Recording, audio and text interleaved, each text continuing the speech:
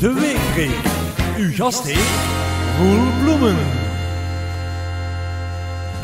Woensdag de 15e februari 2017. Buiten de verjaardag van mijn middelste zoon is er ook weer een nieuwe aflevering van de Weekbreak. Hier bij de Stem van de Maaskant, luisteraars.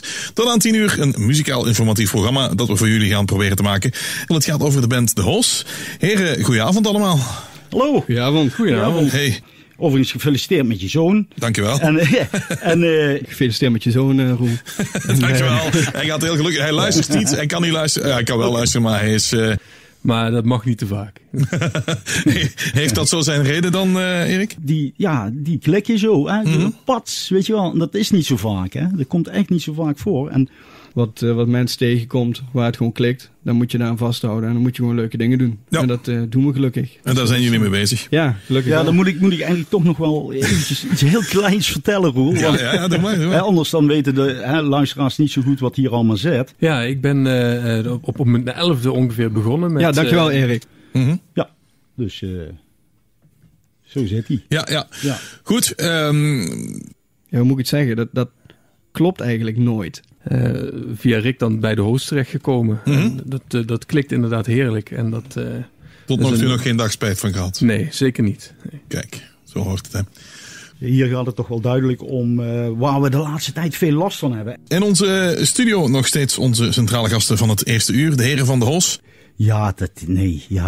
Om de komende 6 jaar de headliner van Pinkpop te zijn.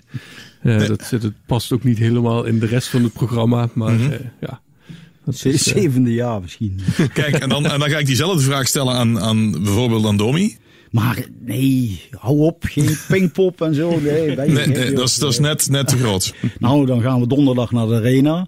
En de opmerking van Erik was... en vrijdag gaan we naar de maan. Dus dat is toch wel ambitie, zou ik zeggen. Dat zijn wel ambities, ja, Erik? Ja. Jij moet nog eens zeggen dat je geen ambities had. Ja, laat maar komen. Ja. Wow, één vraag. Wim is Lena. Dat lekker neer. Dat lekker neer. Is het autobiografisch? Ja, bijna alles. Bijna alles. Ja, bijna alles. Alleen, ja goed, ik verdrijf wel in schetnamen en zo natuurlijk. Oké. Om anonimiteit te waarborgen voor die lui gaten. Ja, Stel je voor Trump komt daarachter. Ja, laat maar komen.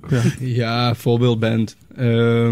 Dat moet niet per se. Weet ik niet. Dus we gaan gewoon eens even meeluisteren. En dan kunnen we eens even kijken of we dat er ook in horen. De Weekbreak. Uw gastheer, Roel Bloemen. En ik moest nog heel even één luisteraar, mijn vriendin, moest ik even hoi zeggen. Dus hoi. Oh dus, ja. Kijk eens aan. Doe ik dat ook. Hoi. Ja. Dit is Limburgs Leefste.